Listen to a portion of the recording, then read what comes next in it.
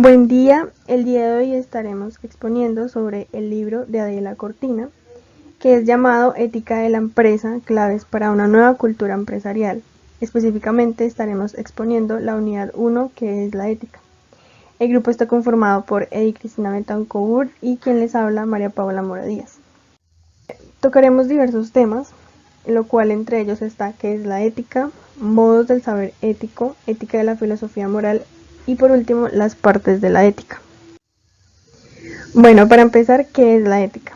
Adela Cortina en su libro nos mencionaba que definir conceptos a lo largo de la historia no estaría fácil, ya que estos a lo largo del tiempo van tomando otras definiciones. Sin embargo, ella define la ética como que es un saber para actuar de un modo racional. Es decir, que es un tipo de saber que dirige el comportamiento o la acción humana. De cierto modo, es la disciplina que estudia el bien y el mal de las acciones de los seres humanos. Por otra parte, desde los orígenes de la ética occidental, se realiza como una distinción en el conjunto de los saberes humanos, donde los dividen entre los teóricos y los prácticos, donde los teóricos son los preocupados por saber ante todo qué son las cosas, solamente se preocupan por el qué son las cosas, más no por la acción. Y los saberes prácticos, a diferencia de los teóricos, son los que les importa o se preocupan por saber qué debemos hacer o cómo debemos orientarnos, y aparte de eso nos quieren enseñar a obrar bien. Las expresiones racional y obrar racionalmente son expresiones que han hecho que el saber ético se entendiera de una manera diferente. Ahora hablaremos sobre los modos del saber ético, es decir, los modos de orientar racionalmente la acción. Y entre ellas está la forja del carácter, es decir, tomar decisiones prudentes, y segundo, el respeto de los derechos humanos desde una moral crítica, es decir, tomar decisiones moralmente justas. Bueno, la forja del carácter, tomar decisiones prudentes. Como su nombre lo dice, nos está diciendo que hay que pensar muy bien antes de actuar.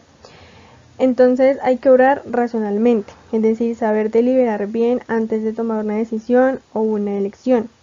Una persona que no reflexiona antes de actuar, o una persona que se contradice de sus decisiones o que no está muy segura de sus decisiones, es una persona que no obra racionalmente.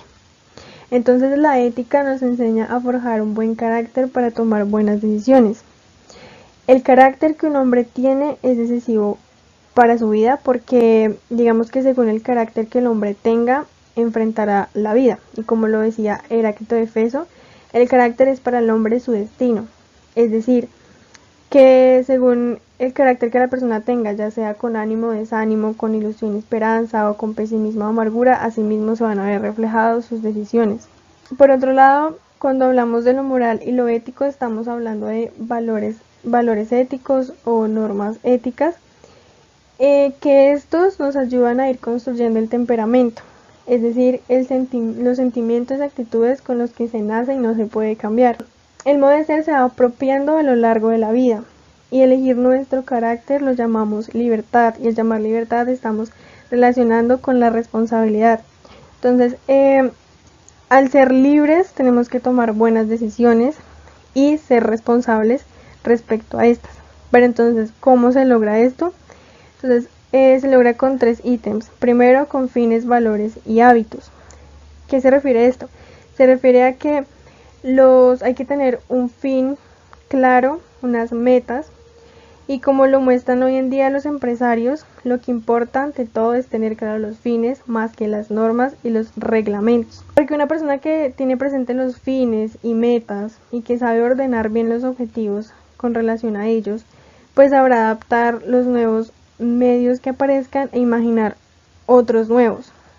Y por el contrario, quien viva en un mundo totalmente regulado de normas y de reglamentos, no va a ser capaz de innovar y por lo tanto no va a tener unos fines correctos o unos fines fijos. Por otro lado, a estos modos de actuar que nos hacen obrar en sentido deseado los llamamos hábitos. Cuando están bien orientados reciben el nombre de actitudes, y cuando no nos predisponen a alcanzar una meta se llaman vicios. Entonces hay que tener muy importante estos 3 tipos. Entonces, en resumen, La ética en un sentido es un tipo de saber práctico, ya que pues se preocupa por averiguar cuál es el fin de nuestra acción y cuáles son los hábitos que debemos asumir. Por otro lado, el carácter de las personas y de las organizaciones. Cuando hablamos del carácter siempre pensamos en la actitud de la persona. Y Adela nos decía que una persona que es feliz es una persona que está orgulloso de sus metas o está orgulloso de alcanzar un objetivo. Y lo mismo pasa con las organizaciones. La felicidad de las organizaciones en ese sentido sería cumplir una meta, es decir, cada organización tiene una meta por la cual cobra todo su sentido y es importante averiguar cuál es esa meta y cuál es la finalidad de esa meta. Entonces, en las organizaciones hay que diseñar unos fines y unas reglas para que asimismo se puedan cumplir estas y se pueda llegar a la felicidad. Por último, la ética de las organizaciones. Es necesario recorrer unos pasos, como le decía Adela, que son primero pues determinar claramente cuál es el fin específico. Segundo, averiguar cuáles son los medios adecuados. Indagar qué hábitos han de ir adquiriendo la organización. Discernir qué relación existe con las distintas actividades. Cuáles son los valores de la moral cívica de la sociedad en la cual se inscribe y qué derechos reconoce esa sociedad a las personas. A lo mencionado anteriormente hace que las organizaciones tomen decisiones éticas y que la organización actúe de manera racional. El segundo modo del saber ético es el respeto a los derechos humanos desde una moral crítica, es decir, tomar decisiones moralmente justas. Para entender mejor se debe tener en cuenta el concepto de qué es moral.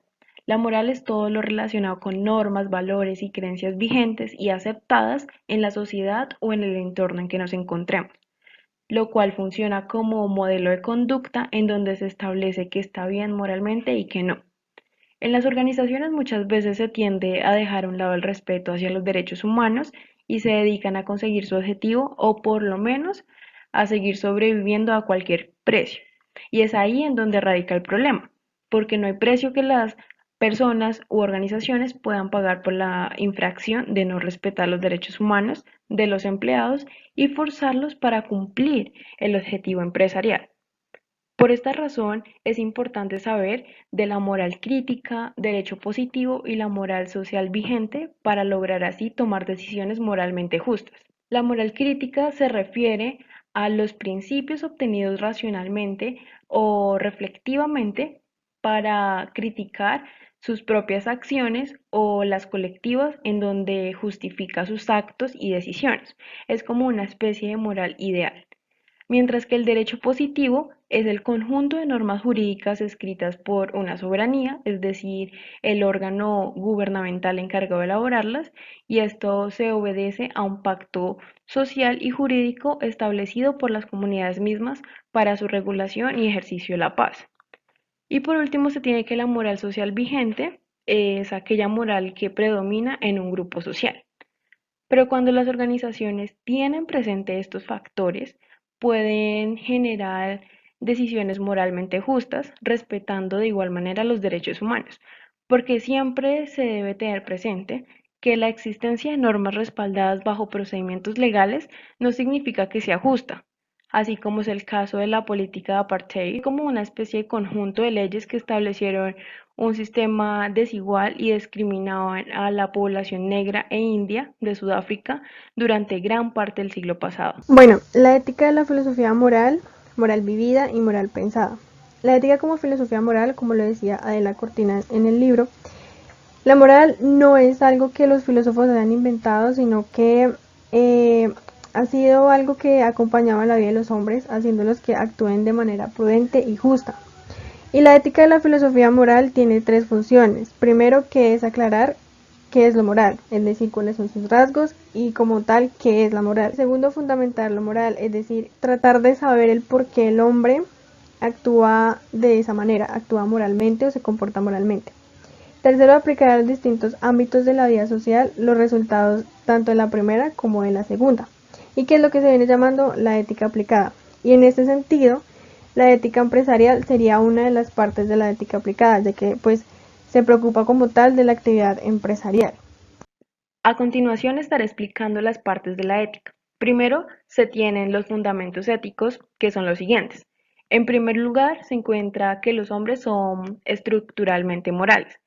Esto porque primero hay que aclarar que todos, absolutamente todos los hombres, son estructuralmente morales, ya sea que obren de manera moral o inmoral, pero no existe un hombre amoral. Esto viene dado a todas las posibilidades que tiene un hombre de elegir entre distintas formas de respuesta y de igual manera se ven obligados a justificar su elección, a diferencia de los animales que actúan como respuestas a estímulos que los incita de manera perfectamente ajustada. El segundo fundamento es la tendencia a la felicidad por parte del ser humano, el cual se relaciona con el hedonismo, la tendencia a la búsqueda del placer. Es decir, estos dos fundamentos están estrechamente relacionados. La felicidad no puede elegirse porque ya viene dada por naturaleza, pero los medios sí se pueden elegir y ese es el terreno de la moral. De igual manera, debemos reconocer que el incentivo del comportamiento animal y humano es el placer, es decir, cuando hacemos las cosas que nos apasionan. Por esta razón, la moral es el tipo de saber que nos invita a perseguir la mayor felicidad, bien en donde debemos responder ante las consecuencias de nuestras decisiones, teniendo como meta la mayor felicidad.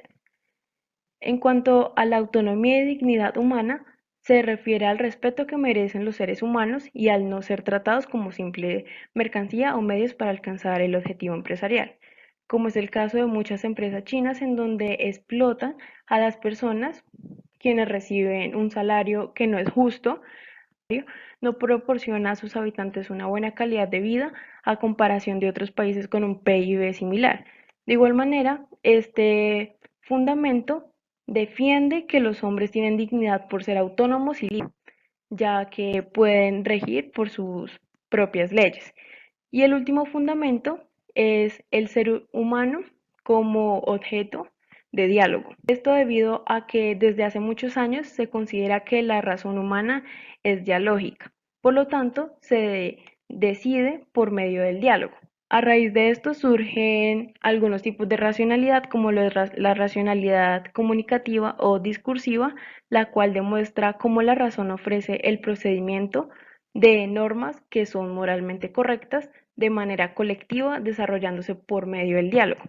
También se tiene la racionalidad estratégica, la cual trata a las personas como medios para lograr sus fines, igualmente por medio del diálogo.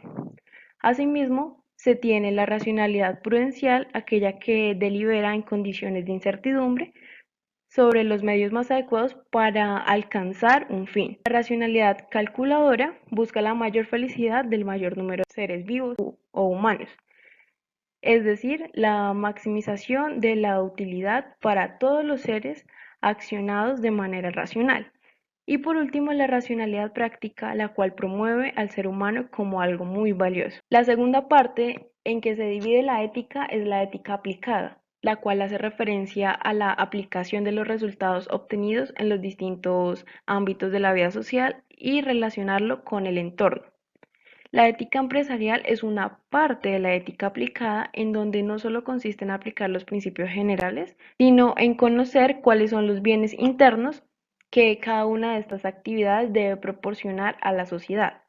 Por lo tanto, es necesario incorporar todos aquellos valores y hábitos y del mismo modo se debe tener en cuenta la ética cívica, sus valores y derechos. Por ejemplo, hoy en día las empresas están enfocando su atención a los asuntos éticos y han diseñado un código de ética para sus empleados, buscando personas con una ética y moral impecable que les permita tanto el crecimiento personal como empresarial.